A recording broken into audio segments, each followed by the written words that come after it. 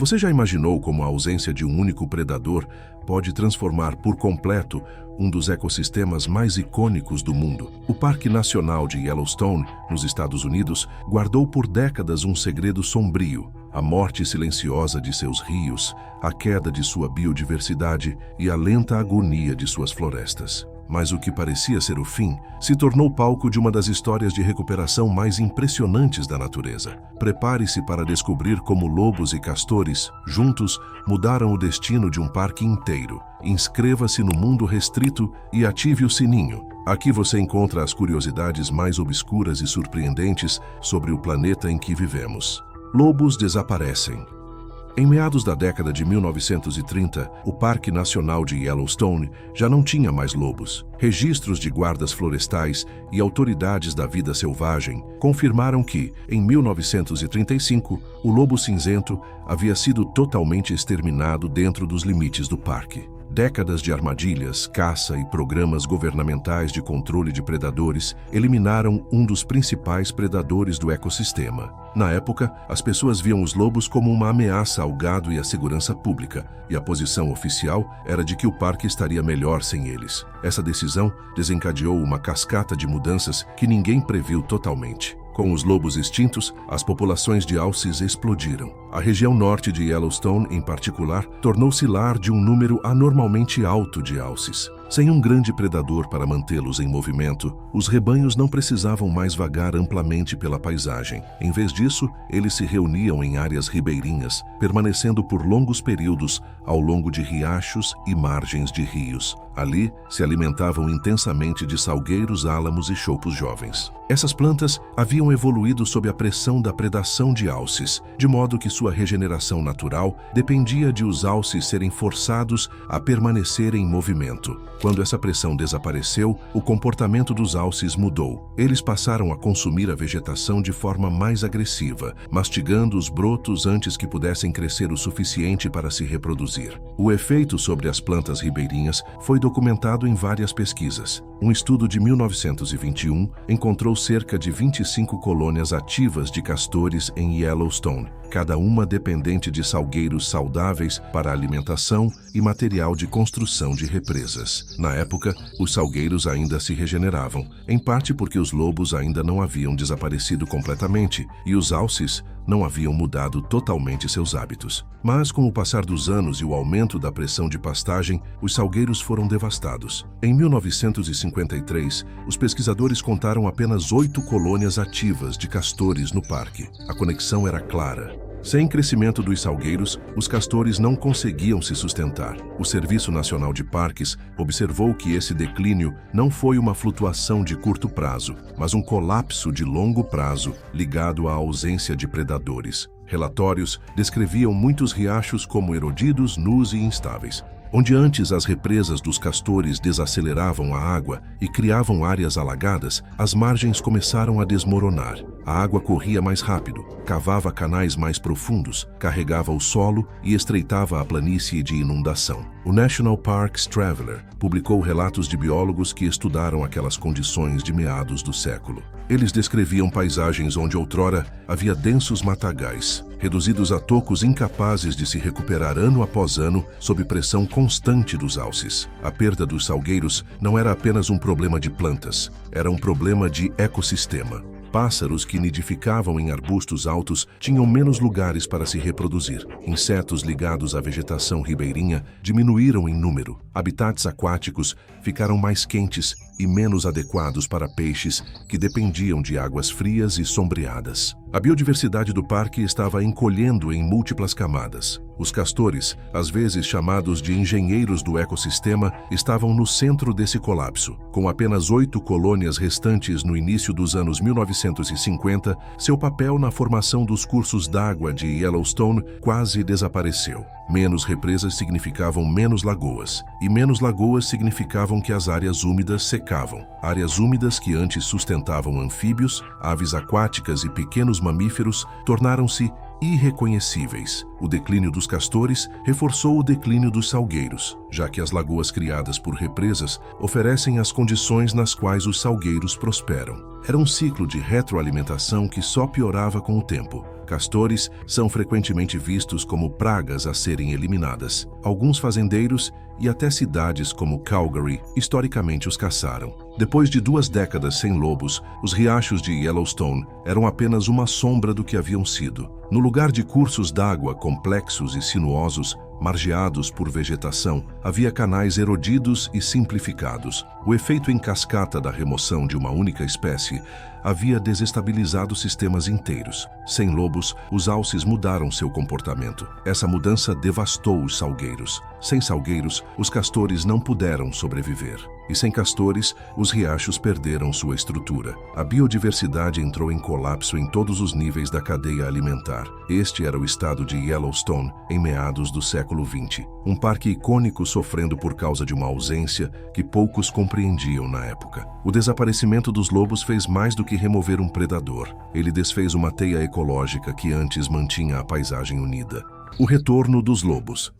Algum tempo depois, os Estados Unidos decidiram liberar centenas de castores no Parque Yellowstone, e os resultados foram nada menos que extraordinários. Em 1995, o Parque Nacional de Yellowstone testemunhou o retorno do lobo cinzento, uma espécie ausente por mais de 6 décadas. Segundo relatórios do National Park Service, 14 lobos foram trazidos do Canadá como parte de um programa controlado de reintrodução. Um ano depois, outros 17 lobos foram introduzidos para reforçar a população. Funcionários do parque, incluindo biólogos envolvidos no projeto, rapidamente observaram mudanças no comportamento dos alces. Antes, os rebanhos permaneciam por longos períodos ao longo de rios e riachos, pastando incessantemente em salgueiros jovens e outra vegetação ribeirinha. Com os lobos de volta, os alces começaram a se mover com mais frequência. O risco de predação os forçou a evitar áreas abertas e passar menos tempo se alimentando nos mesmos locais. O número de alces começou a diminuir levemente à medida que os novos predadores estabeleciam territórios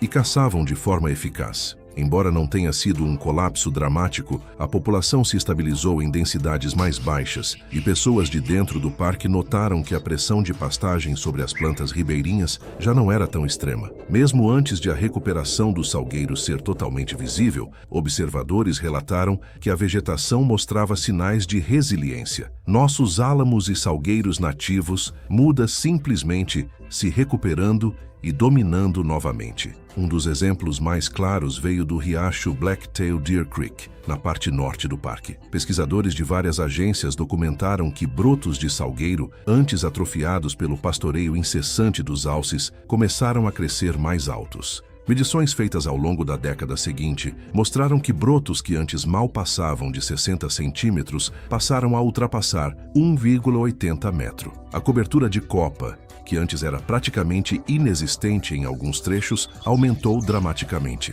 Em meados dos anos 2000, relatórios do The Newsroom e do Columbia Basin Bulletin.org indicavam níveis de cobertura chegando a 43% nos ramos ocidentais e 93% nos ramos orientais do riacho. Apesar desses sinais promissores, o ecossistema de Yellowstone ainda estava longe de estar totalmente restaurado. Os riachos continuavam mostrando as cicatrizes de décadas de erosão. Margens ainda eram instáveis em muitas áreas, com alguns canais aprofundados e estreitados por enchentes anteriores e pela falta de vegetação. O sedimento continuava a ser levado corrente abaixo durante eventos de cheia, indicando que o suporte estrutural fornecido por represas de castores e vegetação densa ainda não havia retornado. O número de castores permanecia mínimo nessa fase. Embora o retorno dos lobos permitisse que os salgueiros voltassem a crescer, havia poucos castores para tirar pleno proveito da nova vegetação. Levantamentos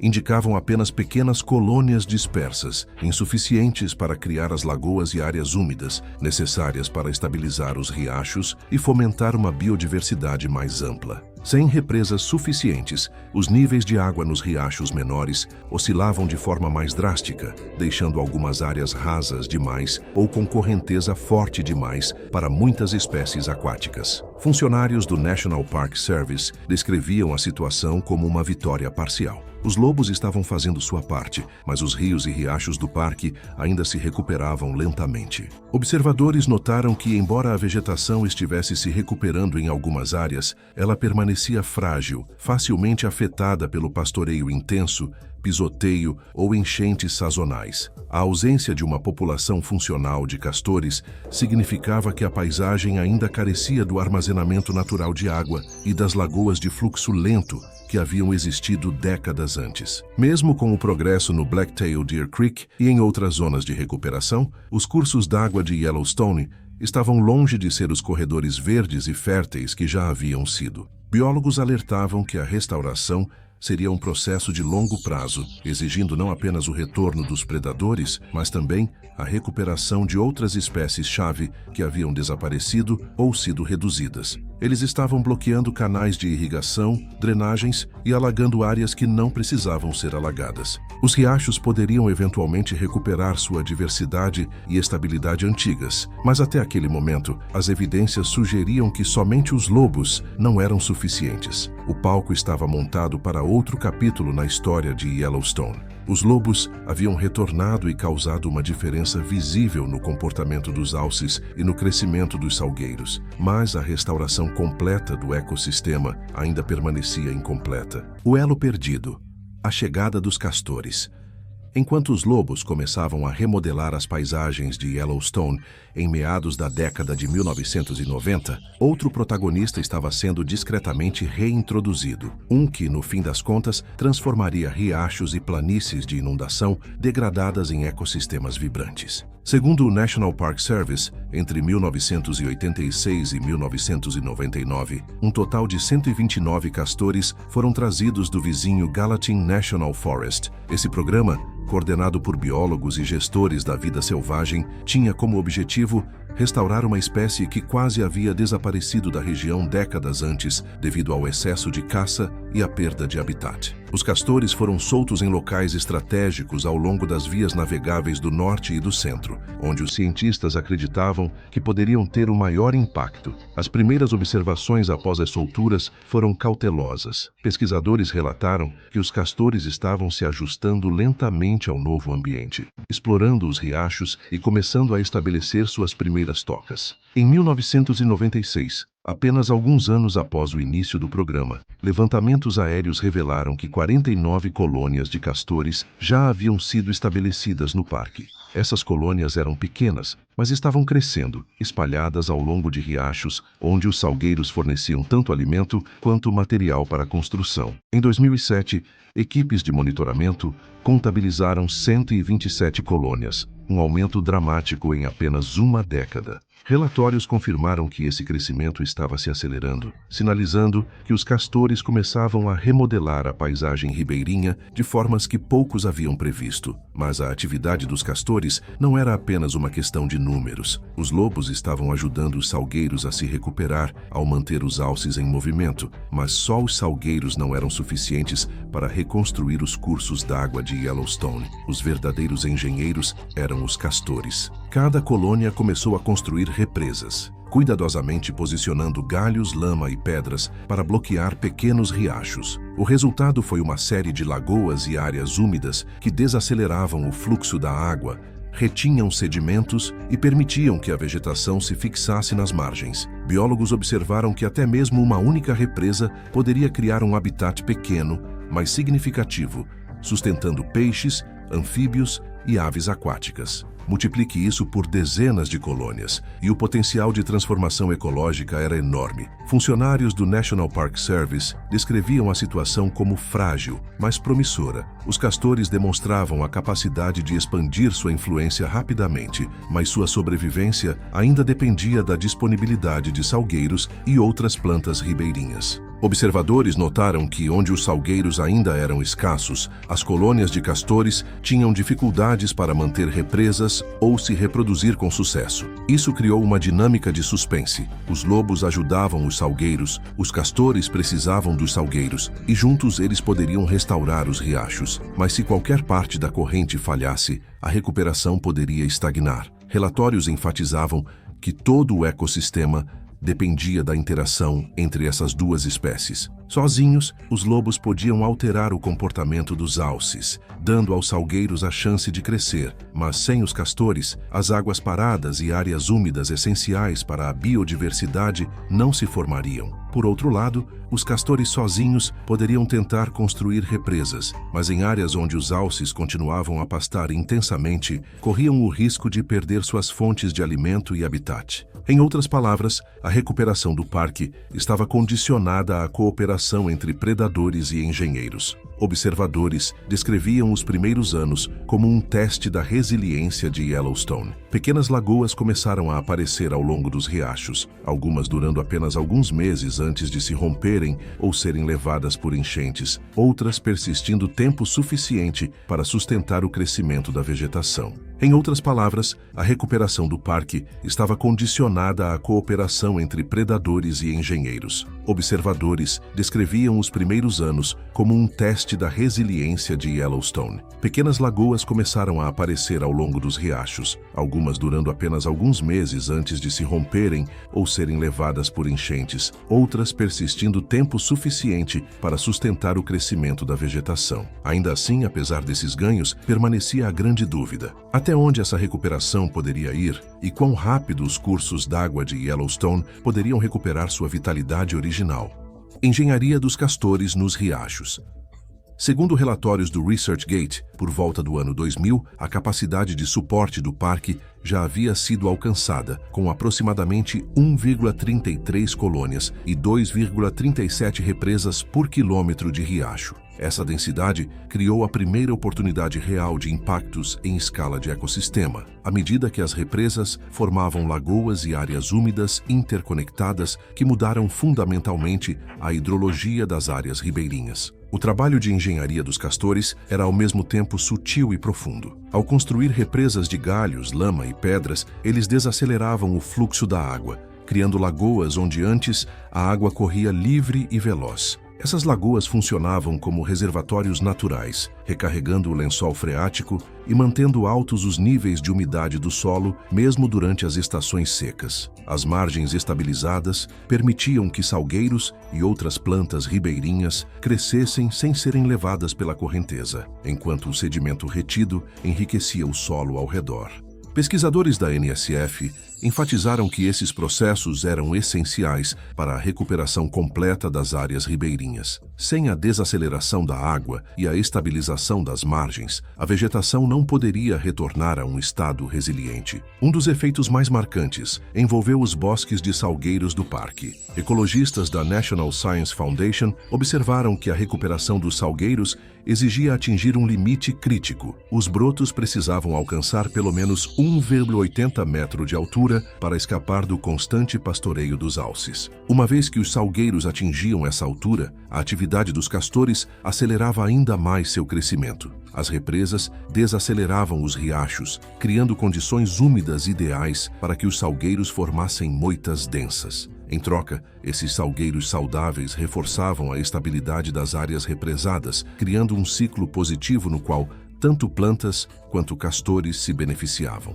Observadores relataram que a cobertura de copas dos salgueiros ao longo de certos riachos aumentava de forma constante, proporcionando sombra, abrigo e diversidade de habitats em áreas que haviam ficado áridas poucos anos antes. As lagoas criadas pelos castores também apoiavam a biodiversidade como um todo. Peixes retornaram às águas mais lentas e frias, enquanto anfíbios, aves e pequenos mamíferos encontraram refúgio em áreas úmidas que antes estavam degradadas ou inexistentes. Até mesmo os insetos, base de muitas cadeias alimentares, voltaram a ser abundantes. Segundo relatórios da NSF, a combinação de água estabilizada, vegetação densa e habitats lacustres forneceu condições para que ecossistemas ribeirinhos inteiros fossem restabelecidos, criando um efeito cascata que se estendia muito além da área imediata de cada represa. Em meados dos anos 2000, os cientistas do parque começaram a reconhecer a verdadeira escala do que havia acontecido. Os castores e suas represas nem sempre são bem recebidos em certas regiões, pois podem causar inundações e prejuízos agrícolas. Mas em Yellowstone, os castores se tornaram catalisadores de uma recuperação sistêmica. Riachos antes erodidos foram remodelados, salgueiros prosperaram novamente e áreas úmidas reapareceram em diversas bacias hidrográficas. Pesquisadores descreveram repetidamente esse momento como um ponto de virada. A engenharia dos castores havia desencadeado a recuperação plena das áreas ribeirinhas de Yellowstone. Na prática, isso significava que a hidrologia do parque estava fundamentalmente mais saudável. A água permanecia por mais tempo na paisagem, reduzindo a frequência e a gravidade de secas. As enchentes já não corroíam as margens com tanta intensidade, e os sedimentos ricos em nutrientes permaneciam no local para sustentar o crescimento de novas plantas. Ecologistas enfatizavam que essa recuperação não teria sido possível sem a combinação entre o crescimento dos salgueiros, ultrapassando o limite do pastoreio dos alces, e a atividade de construção de represas dos castores. Em última análise, a história de Yellowstone nos anos 2000 demonstrava uma lição clara em engenharia ecológica. Ao desacelerar a água, estabilizar margens e criar lagoas e áreas úmidas, os castores atuaram como o elo que faltava para a restauração do parque. Funcionários do National Park Service concluíram repetidamente que esses roedores foram responsáveis por salvar os cursos d'água de Yellowstone, catalisando uma recuperação que se estendeu das plantas aos peixes e ao ecossistema mais amplo. A plena restauração das áreas ribeirinhas foi um verdadeiro testemunho do poder transformador dos engenheiros da natureza. Limites, lições e soluções humanas. Mesmo após décadas de reintrodução e monitoramento cuidadoso, a recuperação de Yellowstone ainda permanece desigual. De acordo com os journals da ESA e relatórios do FIS, alguns riachos continuam degradados e a regeneração dos salgueiros é lenta em certas áreas. Em locais onde os alces continuam a pastar intensamente ou onde os castores não retornaram, a vegetação ribeirinha permanece atrofiada. As margens continuam vulneráveis à erosão e as áreas úmidas são escassas. Esse mosaico de zonas restauradas e outras ainda em sofrimento demonstra que, embora o parque tenha feito progressos notáveis, a recuperação natural não é uniforme em todas as paisagens. Experimentos controlados conduzidos por ecologistas ajudaram a esclarecer por que algumas áreas prosperaram enquanto outras ficaram para trás. Nesses estudos, pesquisadores cercaram trechos de riachos para excluir os alces e introduziram represas artificiais feitas de galhos, lama e pedras. Relatórios da Science indicaram que a recuperação dos salgueiros só atingiu seu potencial total quando ambas as proteções estavam presentes. A pressão de pastoreio foi reduzida e a água foi desacelerada e represada. Em parcelas sem represas, mesmo salgueiros altos às vezes não conseguiam estabilizar as margens ou incentivar a formação de áreas úmidas. Por outro lado, lagoas isoladas não foram capazes de promover a regeneração plena sem densidade suficiente de salgueiros. Esses experimentos confirmaram o que muitos dentro do parque já suspeitavam. A combinação sinérgica de vegetação e engenharia estrutural é essencial para restaurar um ecossistema funcional. A grande lição é que a recuperação de Yellowstone depende de múltiplas espécies interconectadas. Lobos e castores desempenham papéis igualmente essenciais na formação da paisagem. Os lobos controlam o comportamento dos alces, permitindo que os salgueiros escapem do pastoreio constante e atinjam o limite crítico de 1,80 metro